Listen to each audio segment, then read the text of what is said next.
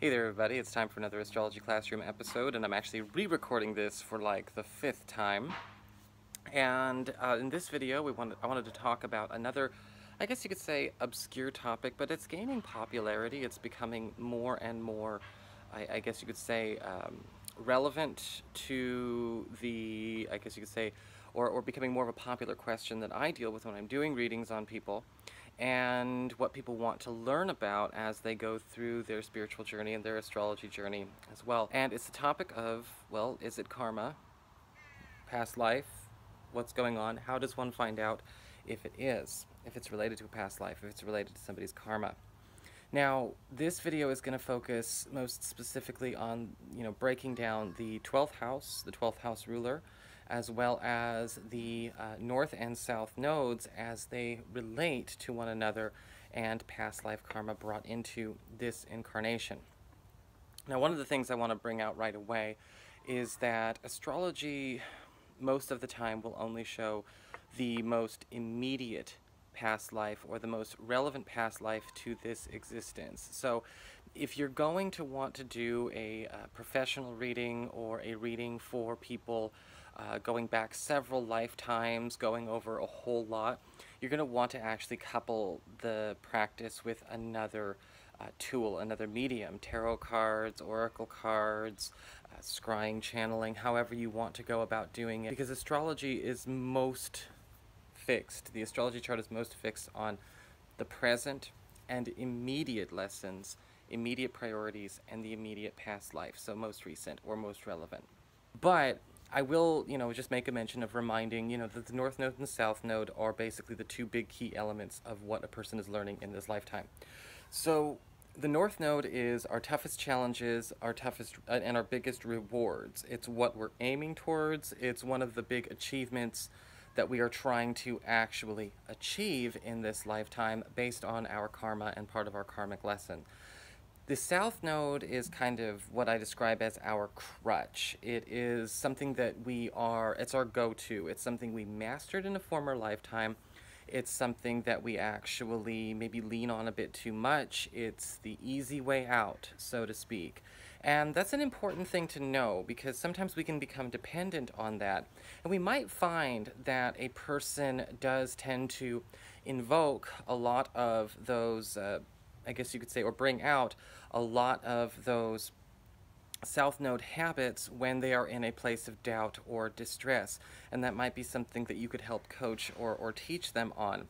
For instance, my South Node and North Node are in the 1st house and 7th house respectively. The South Node in the 1st and the North Node in the 7th house. So my toughest challenges but biggest rewards are all about the idea of partnership, collaboration. Sometimes, this can involve romantic partnerships, but not just romantic partnerships, but closest one-on-one relationships, and making sure that there's a balance and a fair amount of them, making sure that they are strong and healthy. However, the default with the South Node in the 1st house is to, kind of fly a bit more solo, be a bit more hermit-like, maybe, again, being extra good at maybe almost independent or fiercely independent to a fault. And so my default is that, and I do observe that in myself. Another person may have different lessons depending on where their North and South Node axes fall in their chart. Now, not all astrology charts will show you where the South Node is, but they'll show you where the North Node is. The easy answer to that is the South Node is always opposite the North Node. So if you have a South Node at 10 degrees Scorpio, your North Node is at 10 degrees Taurus. If you're curious about houses and lessons with houses, there is already an astrology video on this Patreon about housing placements and house rulers, okay? And that'll help get you familiar a little bit more with that. So when we talk about trying to find out if something is karmic, the first thing I look for is what is going on in this person's chart as the transit may interact with either the South Node or the North Node, okay? So let's say somebody wants to know if a relationship is karmic.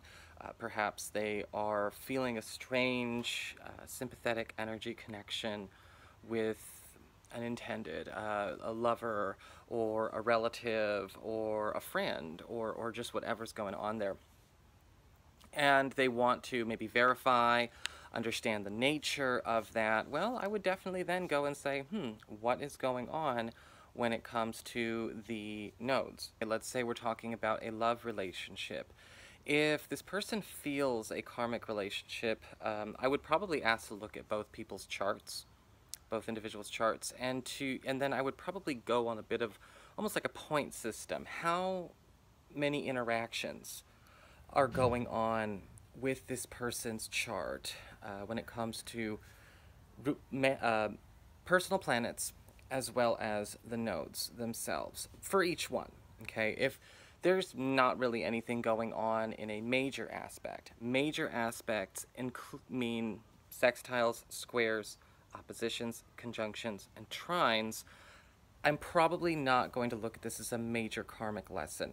Sometimes these karmic lessons can be a bit confusing because they are there, and if a person's not careful, they may assume that it's a karmic lesson that they are supposed to commit to, or they might assume that it's something they're supposed to end. Now, again, a lot of the times we have a bit of confusion about that because we think just because something's karmic, we're supposed to invest a lot of time and energy there, or we're supposed to run away from it. And again, the nodes can tell you what's going on there. For instance, if an individual feels that he has a karmic relationship with a woman he has an eye on, and it's very, very strong, that pull, that magnetism is there, I might look and see what's going on in that person's chart as in respect to hers. You know, even if we don't have all her information, such as, you know, her birth time, but we may have the location of birth, the date of birth, that's enough for me to see what's going on with their personal planets and interactions. And if I see, oh, we've got Mercury conjunct his south node, that might actually tell me, yes, there is a karmic relationship at work here. There is something going on that relates to a past life. Now, the challenge with the situation, though, is that it's the south node. So this person may be picking up on that karmic reference, that nostalgic reference, but the south node is kind of saying, this is something we're supposed to be done with. Is this possibly a sign that there's something else going on in this relationship or in this entanglement to figure out more about? Absolutely. If we look at, say, her Mercury conjunct his south node, I might think, this might not be a romantic relationship. You know, what does Mercury rule in their natal charts? Let's say we had a complete chart for her and we have a complete chart for him. Let's say Mercury is the ruler of his fourth house of home and family, and her Mercury is the ruler of her third house of communications, pacts, promises, commitments, and, you know, relatives of this of the same generation, siblings and cousins.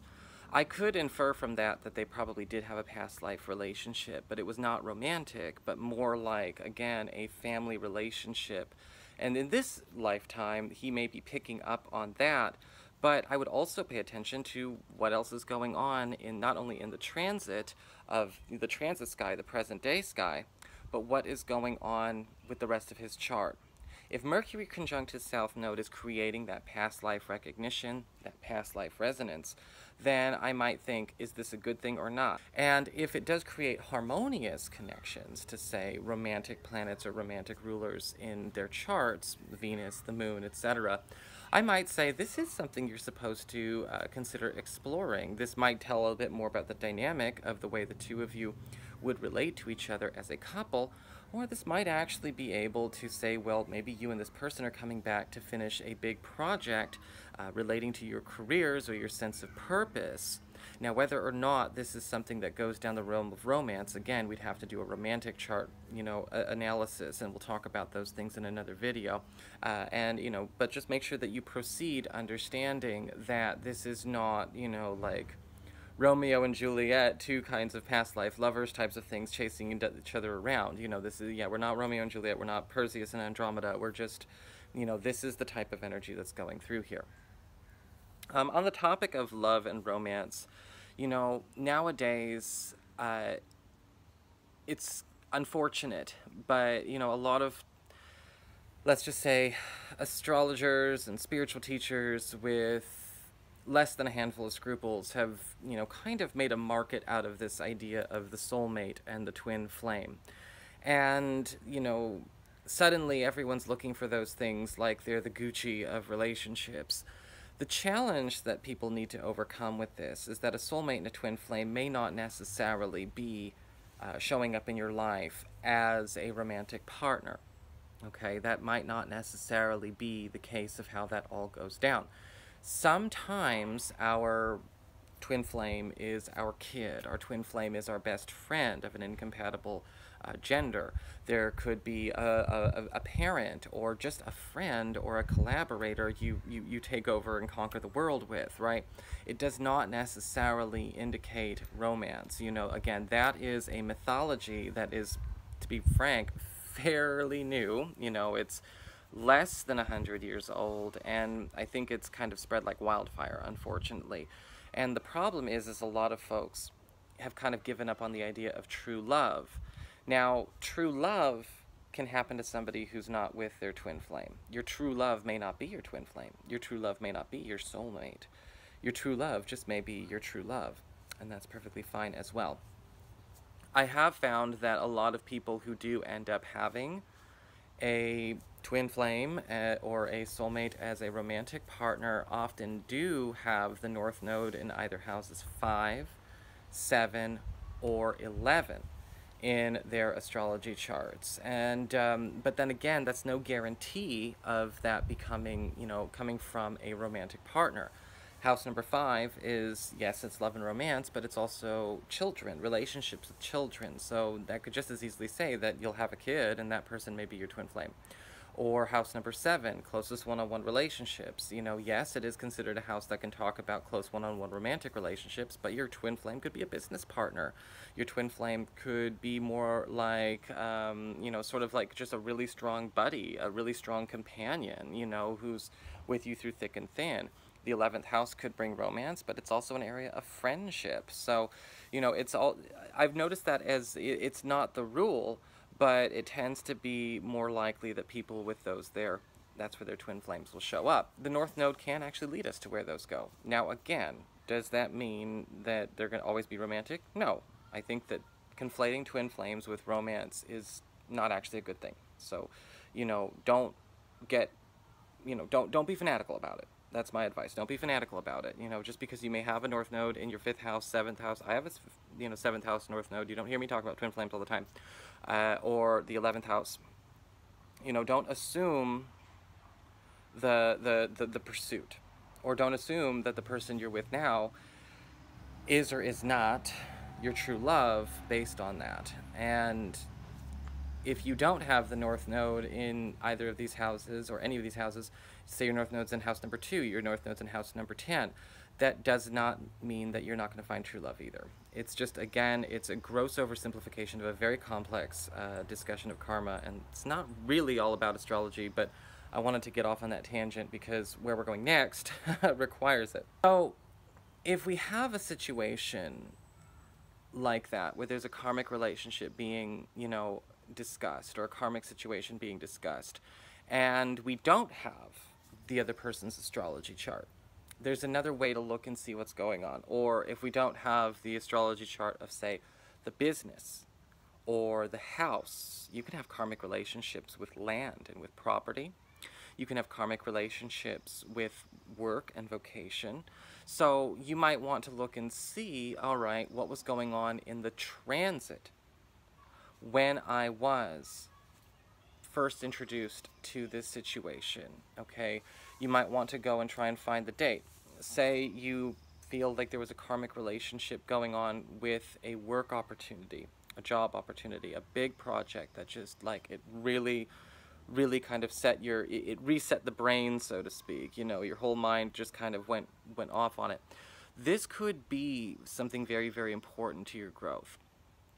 Now, I would probably say go and, again, load your astrology chart, whatever program you're using, and look and see, well, what was going on in the sky when we were first introduced to this, or in that couple of days or that first week that we were there, okay? And you can play around with that. Maybe the moon was conjunct your north node in a relevant house. Maybe Mars was transiting your north node, or Jupiter was transiting your north node, really waking up that energy for you, really waking up what that sense of purpose or that sense of karmic lesson that you do want to go down that road with, whether it's the college you're going to go to, the career you're changing into. You may want to pay attention to that too, okay? If there's something going on with career, it may even actually help the person to choose between multiple options, you know, in a situation where they don't have all the information that they're looking for. What road am I supposed to go down? Which job am I supposed to pick for my personal fulfillment, my personal growth, you know, especially if they are doing it on a level where the priority is a higher spiritual pursuit. You might find out where the more fulfilling yet more rewarding challenges are by looking through it. So say a person has 3 job interviews in 1 week with 3 different organizations. You know, I would look and see, all right, well, what were the transits that week as it relates to the present time? So let's say on Tuesday, you know, Susie had an interview, and we also had Jupiter in a very fortunate conjunction with her north node on Tuesday. She had on, which would probably go all the way up until Friday, to be frank, but then she also had Mars conjunct her south node with an interview with another area of her chart opposite that Jupiter on Thursday. I would probably push Susie to consider the job on Tuesday. Jupiter conjunct her north node is promising, yes, many challenges, but also many rewards for actually pursuing those challenges. Mars opposite Jupiter may indicate something that looks very similar, and it is also a karmic path or a karmic job opportunity, but Mars conjunct the south node can also indicate that the other organization, the Thursday organization, may also throw up some priorities or some challenges that could compete with her growth, that could actually compete with her own karmic evolution and the rewards and awards that would come from Jupiter conjunct her north node. So it would help me to kind of be like, well, this is the direction, this is as close to as we're going to get to supposed to, okay? A lot of people ask me how I feel about fate. Remember, I believe fate is a tide. I am a witch and an absurdist. So I don't necessarily believe that there is such a thing as fate being set in stone. You know, what we don't cover in this lifetime, we'll just carry into the next anyway. So this is a choice. So, but anyway, that's kind of one of the things that I would look at in regards to, you know, how I would direct people and helping them find the karmic, I guess you could say, the karmic lanes on the highway that they're traveling down. I know we've only got a little bit of time left, but I did want to also go on and address the topic of past lives themselves and what somebody may have done, who somebody may have been. And this is where the ruler of the 12th house, as well as the nodes, also come in. So the 12th house, it's the past, as we always talk about, past, privacy, and hidden zone, but it's also one of the areas related to past lives. I would also sometimes look at the 8th house if a person is interested in discussing the topic of, say, death. How did that person die? It's not necessarily something that comes up very often, but, you know, sometimes it might be relevant, especially if a person is asking certain questions that have been bugging them. Sometimes it's just something that's on their mind. But let's say a person wanted to disseminate what was going on in their past life as it relates to this life, who they were, what they did. So let's say, for instance, a person has Mercury as the ruler of their 12th house. And Mercury rules not only the 12th house, but Mercury rules the 9th house in that person's astrology chart. So I would immediately know that this person was probably either an academic, a world traveler, possibly a scientist, or somebody who worked a lot around, you know, in many cultures, possibly again in either an academic or even government or legal capacity. And this person may have actually had a lot of affiliations and interactions in those circles. I may also look and see what that Mercury was doing with the North and South node. If Mercury was trine the North node in this person's chart, a lot of that stuff will come up again. Travel, right? Possibly being able to actually work in the sciences or teach or do something along those lines. I would also see what Mercury is doing to the South node. Okay, so if Mercury and the South node are connected, they have to make sure that this doesn't, just repeat itself over and over again. But it definitely does say that they're kind of doing a past life over again if it's interacting with both the South and the North nodes at the same time. If a person has other planets interacting with the nodes, that could also tell me a bit more about what happened in a past life as it relates to the lessons of this life. Again, going back to the idea of maybe what else happened to a person in a past life, I would look at the North and South nodes and look for interactions in a person's astrology chart.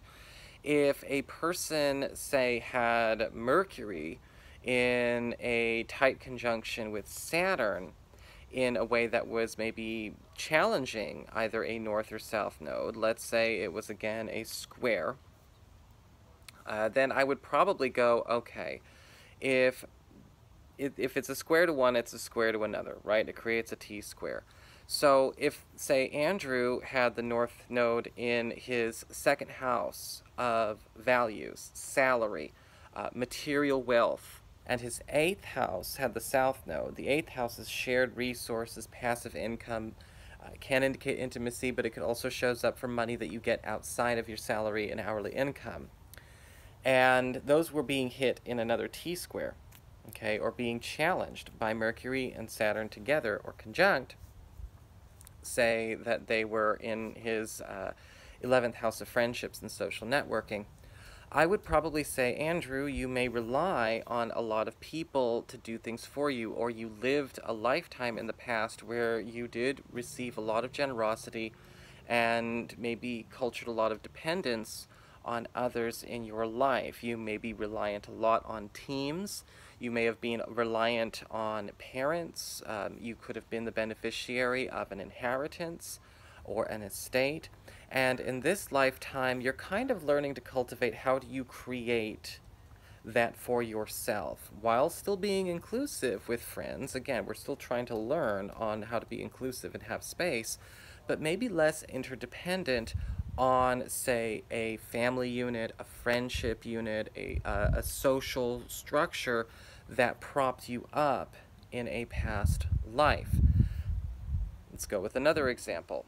If Michelle, for instance, had her south node in the 12th house of her past or privacy and her hidden zone, and we had her north node in the 6th house, she's learning a lesson about changing the present instead of trying to live in the past. When a person has the south node in the 12th house, it can be a bit of a challenge because they may have a lot of inclinations to, do a lot of autopsies on old situations, maybe, old issues that, were going on from childhood, going on in early adulthood. And for the most part, those investigations could be quite helpful, but a lot of the south node in the 12th house can also indicate a part of this person's spirit or a part of this person's energy could still actually be a bit too invested or entangled in a past lifetime experience.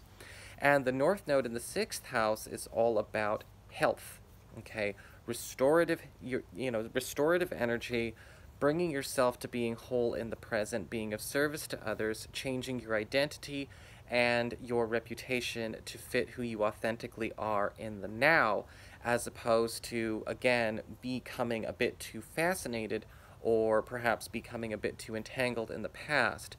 And if Michelle is in a situation where she's got, say, Venus in her, in her second house of values, well, guess what? Venus, if it's in a relationship with these north nodes, again, if it's creating an aspect, say Venus is sextile her south node, she may feel an incentive that's artificial to go back and constantly look through the past. But good news is Venus is also in a trine to her 6th house. So it can show us where the karmic rewards are coming from. Where she follows the North Node, her Venus will reward. She may be tempted by Venus to go back over the past over and over and over again, but the Venus trine to the North Node is saying, if you want to change things in this life and get bigger rewards and awards, you'll focus more on letting that stuff stay in the past. So it can be, again, it can tell you a little bit about what went down there. Now, yes, a person can find out, just before I let you go, how they may have passed away. I would look more to what was going on not only in the 12th house, but what interactions the 12th house ruler was having with other planets in the astrology chart. So let's say the Michelle person we just spoke of, her 12th house is actually ruled by Venus, okay? And in her natal chart, we've got her Venus actually in a tense conjunction with Mars. So this could indicate that, she may have actually ended her life with another person around a similar time as maybe a lover or someone important to her. But she could have also, lost her life in possibly an accident if those interactions were disharmonious with other planets. If Uranus is, say, in an opposition to that Venus and Mars, there could have been an accident or something along those lines. Again, it's something that you really have to get familiar with the language with so that your intuition and your ability to discern are kind of playing around with. But if you really want to go down that morbid subject, it is possible. I personally, would prefer to use another medium, such as the tarot cards, oracle cards, and whatever, but astrology, it can be done as well. So that is this installment of the Is It Karmic? How do I find out? And, what you can do to figure out the karmic lessons going on by looking at the nodes, the ruler of the 12th house, and what interactions are going on with those nodes and houses in your astrology chart, and help you to get on your way and to go down the direction these lessons are ushering you to go in this lifetime. I hope you enjoyed it, everyone, and I'll talk to you later.